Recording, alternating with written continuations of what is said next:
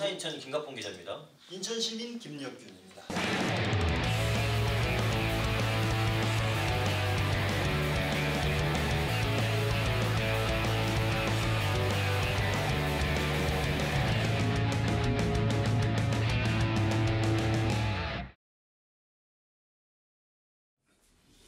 사랑하는 대한민국, 살고 싶은 인천 주권자 토크를 시작하겠습니다. 먼저 이 자리에 참석해주신 패널분들을 소개하도록 하겠습니다. 인사하시죠. 네, 안녕하세요. 인천교육희망네트워크 상임대표 최길재입니다. 반갑습니다. 네, 안녕하세요. 인천여성의 회장 조선입니다. 반갑습니다. 네, 안녕하세요. 오늘로 해고 확정된 OBS 경인TV에서 근무했던 김혁균입니다. 우리 김혁균 PD한테 박수 좀 쳐주실래요? 정말로 어렵게 오셨습니다. 어렵게. 오늘 해고됐다고 들었습니다. 자, 먼저 처음 다룰 분야는 여성 분야부터 다루고자 합니다. 각 후보들이 지금 저마다 자기들을 이제 뭐 페미니스트라고 이제 서로 얘기하고 있습니다. 가히 뭐 페미니즘이 시대 정신에 오는 것 아니냐 이런 시대가 아닌가 뭐 생각이 들 정도인데요. 조선 회장님 이 상황을 좀 어떻게 보시는지? 네, 사실 얼마 전까지만 해도 페미니스트라는 말은 낙인이었죠. 그래서 늘 사람들이 얘기할 때 나는 페미니스트는 아니지만 여성에 대한 차별은 반대해 라고 사실은 이야기를 했었는데 이번 대선 후보들이 모두 예를 들면 문재인 후보는 페미니스트 대통령이 되겠다. 안철수 후보는 30년 맞벌이 부부로 살면서 한 번도 밥줘라는 말을 한 적이 없다. 그리고 유승민 후보는 나는 모태 페미니스트다 이렇게 말씀을 하셨고 심상정 후보는 나는 눈물과 콧물이 있는 페미니스트라고 말씀을 하셨는데 사실 이분들이 말씀하시는 페미니즘과 제가 생각하는 페미니즘이 같지는 않을 것 같다는 생각이 듭니다. 다만 페미니즘이 트렌드가 아니라 민주주의의 완성이다라는 것을 꼭 인지하셨으면 좋겠고 후보들 중에서 같이 그 편말을 들고 사진을 찍으신 분들도 계신데 이번에 페미니스트들이 행사를 준비를 하고 있는데요. 페미니스트 직접 행동, 나는 오늘 페미니즘에 투표한다 이런 행사를 주말에 진행을 하게 될 텐데 여기서 나오는 목소리들을 끝까지 들으셔서 당신들이 말씀하신 페미니스트 대통령이라는 부분들에 있어서 약속을 꼭 지켜주셨으면 좋겠다라는 생각이 듭니다. 그러면 이번 대선 어떤 선거운동 기간 그리고 이후에 대선 이후에 차기 정부가 이제 들어설 텐데 아무튼 지금 선거운동 과정부터 다음 차기 정부의 역할까지 이 대한민국이 좀 성평등한 나라가 되기 위해서는 우선적으로 뭐 이렇게 후보들한테 요구해야 되는 것이 있을 테고 정부가 주요 과제를 이렇게 책정해야 될 것들이 있을 것 같은데요. 그런 것도 어떻게 좀 뽑고 계시는지 궁금합니다. 네, 사실 촛불 대선이고 가장 큰 국민들의 바람은 적폐청산이잖아요. 가장 오래된 적폐가 성차별이 아닌가라는 생각이 드는데 성평등한 대한민국이 되기 위해서는 대선이다 보니 성평등한 대한민국을 만들기 위한 제도적 기반을 좀 마련했으면 좋겠다.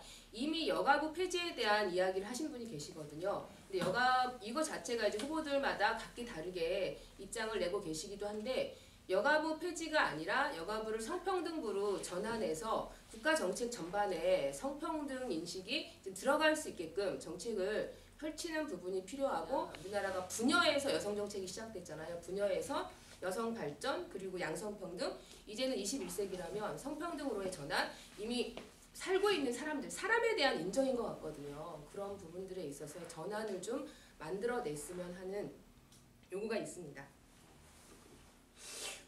제가 알고 있기로는 지금 그러면 이제 이 성평등 관련해서 정부가 이제 역할을 하지 못할 때 먼저 지자체에서 모범 사례를 남긴 것도 있다고 알고 있는데 소개 좀 같이 해주시면 좋을 것 같습니다.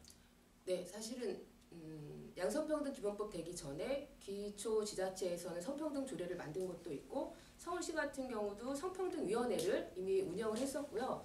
올해 같은 경우 서울시가 각 부처에 젠더 담당관을 두겠다고 했거든요. 그리고 시의 각종 위원회에 40% 이상을 여성으로 두는 것 이런 부분들에 있어서 파격적인 조치를 취하겠다라고 하셨고요.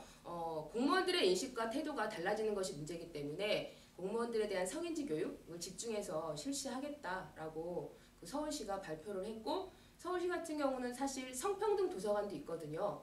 그 서울시 우리나라 여성 정책이 어떻게 해왔었는지 그 시민들이 언제든지 가서 그 여성 정책의 변화나 성평등한 부분들을 직접 가서 체험할 수 있게 하는 성평등 도서관도 하고 있는데 이런 부분들이 사실 인천에도 같이 만들어질 수 있는 그런 기회가 만들어지면 좋겠다라는 바람을 항상 가지고 살고 있죠. 아무래도 이제 대선이다 보니까 이제 서울시 얘기는 이제 그 지자체 모금 사례인 것 같고 우리나라가 대한민국이 이제 그 다음 세대 어떤 좀 진보적인 지금보다 좀 나아진 그 나라로 발전하려면 사실은 어떤 내각이나 국무위원 이런 그 국가의 어떤 지표 중에 여성 참여의 비율이라든지 이런 것들이 좀 이렇게 정량화되고 좀 목표가 좀 제시돼야 되는 것 아닌가요? 그 이번에 또 이슈가 되고 있는 게 남녀 동수 내각이죠. 지난 2015년 캐나다 총리가 남녀 동수 내각을 발표했을 때 아, 저런 것이 가능하구나라는 생각을 사실은 했었는데 그 이유를 물었거든요. 남녀 동수 내각을 한 이유가 뭐냐라고 했을 때 너무 간단 명료한 답을 하셨더라고요. 2015년이기 때문이다. 뭐 사실 어렵게 말할 필요는 없을 것 같아요. 근데 이걸 맨 처음 시작한 나라는 칠레인데 여성 대통령이 2006년에 맨 처음 시작을 하셨고 그 뒤로 스페인, 프랑스 뭐 쭉 유럽으로까지 저희도 여성 대통령을 뽑았었는데요. 아 그분은 네. 그 여성이 모두 같은 여성은 아니잖아요. 사실 그분이 대통령이 된 거는 딸이었기 때문인 거지 독립적 여성으로서 대통령이 됐는가라는 것은 사실 생각해볼 문제인 것 같아요. 아무튼 그런 국무위원이나 내각에서 그 고위 정책을 담당하는 어떤 그 주요 자리들이 있으면 거기에 여성의 참여 비율을 높이는 게 이제 과제일 것 같은데 그럼에도 불구하고 사실 일상에서 보이면 사실 그런 국무위원들이나 고위 정책 참여자뿐만 아니라 여성들이 일상생활에서 느끼는 어떤 여혐이나 성폭력이나 뭐 이를테면 지난해였나요? 왜 그 강남역 살인 사건이라든지 그 일상적으로 여성들은 그런 그 피해라든지 뭐 이런 트라우마에 시달리고 있잖아요. 그런 것들을 좀 이렇게 개선하기 위한 어떤 과제들은 좀 없을까요? 국무위원들 뽑는다고 해서 뭐 그런 것들이 개선되지는 않을 거 아니에요. 그쵸. 그분들이 우리하고의 사는 일상과 그분들이 사는 일상은 또 다르기도 하니까 제가 오늘 여기로 오기 전에 제가 차를 잘못 타서 버스 노선이 바뀐 바람에 그걸 버스 인지하지 노선이 실패해가지고 많이 못 먹고 있습니다. 인지를 못해가지고 버스를 잘못 타서 어디를 갔는데 분명히 송월동 동아마을을 지났거든요. 그럼 이쪽으로 들어야 되는데 이게 가자동 차고지로 가더라고요. 가자공단. 가자동이면 저까지 가신 거예요? 네, 그래서 다시 이제 돌아 나오면서 순간 나 밤이었으면 어땠을까라는 생각이 들었어요. 낮이니까 사실은 이렇게 순간 가자동에 사는 친구가 있어서 어쩌다가 가자동까지 왔다? 이제 이러면서 전화를 하면서 나오는데 이게 사실 일상에서 겪는 위험이거든요. 낯선 곳에 갔을 때 어떤 불안감이 들다 보니까 뭔가 나를 보호해야 되는 스스로의 조치를 취하기도 하고 그러는데 뭐 강남역 10번 출구 때도 많은 여성들이 사실은 목소리를 내기 시작했고 운이 좋아서 살아남았다라는 이야기들을 하기도 했었고 온라인에서의 성범죄 이런 게 되게 심각하거든요. 온라인 성범죄요? 네. 저는 좀 생소한 느낌인데. 아 온라인이 생소하신가 봐요. 댓글로 막 저희 세대하고는 또 혹시 청취자들 소란에 얘기가. 들어보셨어요?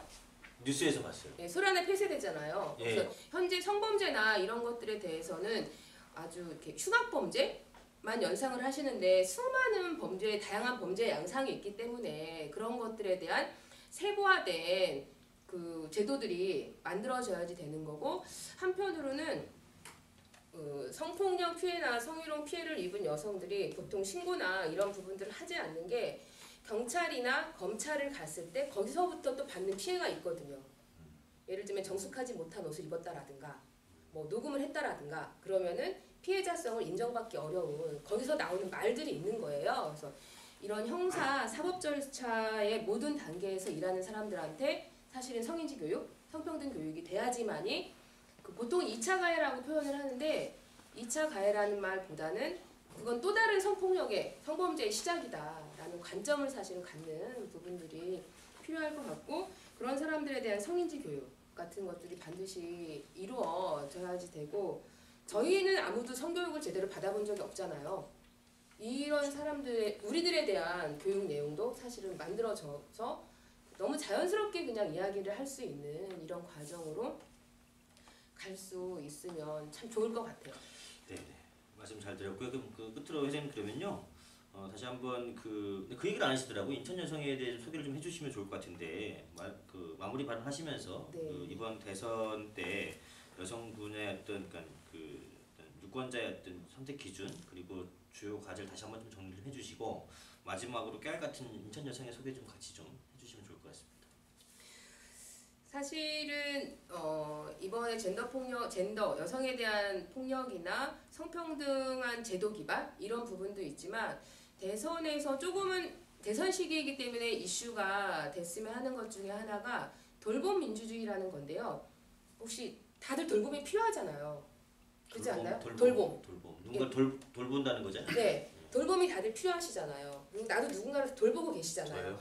아니, 혼자 사는 사람은 없잖아요. 돌봄은 누구에게나 필요하기 때문에 돌봄 정책 자체가 사실은 민주주의를 더 높여내는 거다라는 관점에서 돌봄 정책을 피는 거 예를 들면 취약계층한테만 필요한 부분이 아니다라는 이런 부분을 좀 명확히 해서 여성에게만 주어진 책임이 아닌 우리 사회가 같이 풀어야 되는 것이다라는 인식을 좀 만들어냈으면 좋겠다라는 생각이 들고요.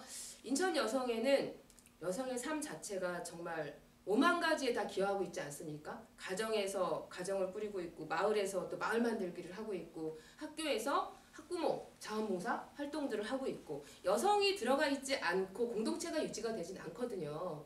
이런 부분들에 있어서 뭐 그런 활동도 하고 있지만 여성들이 자기 목소리를 낼 수 있고 이게 혼자서는 안 되기 때문에 같이 싸우는 여자가 이긴다라는 마음으로 모여서 같이 활동을 하고 있고요. 차이가 차별이 되지 않게 행동하는 인천 여성회입니다. 구별로도 모임이 있으니까 그 동네에서 작은 도서관 같은 것도 운영을 하고 있는데요. 어디서나 쉽게 당신 옆에 있는 여성들과 함께 손붙잡고 같이 오셔서 여성들이 살기 좋은 대한민국 대선에서 정권이 바뀌어도 만들어지기도 하지만 그것만으로 되지 않잖아요. 여성들 간의 연대, 주변에 있는 시민들과의 연대 이런 부분들을 같이 만들어 나가고자 하는 단체이고요. 언제든지 문은 열려 있으니까 함께 오시면 적극 환영하고 같이 꿈꾸는 나라 만들어갈 수 있도록 노력하겠습니다.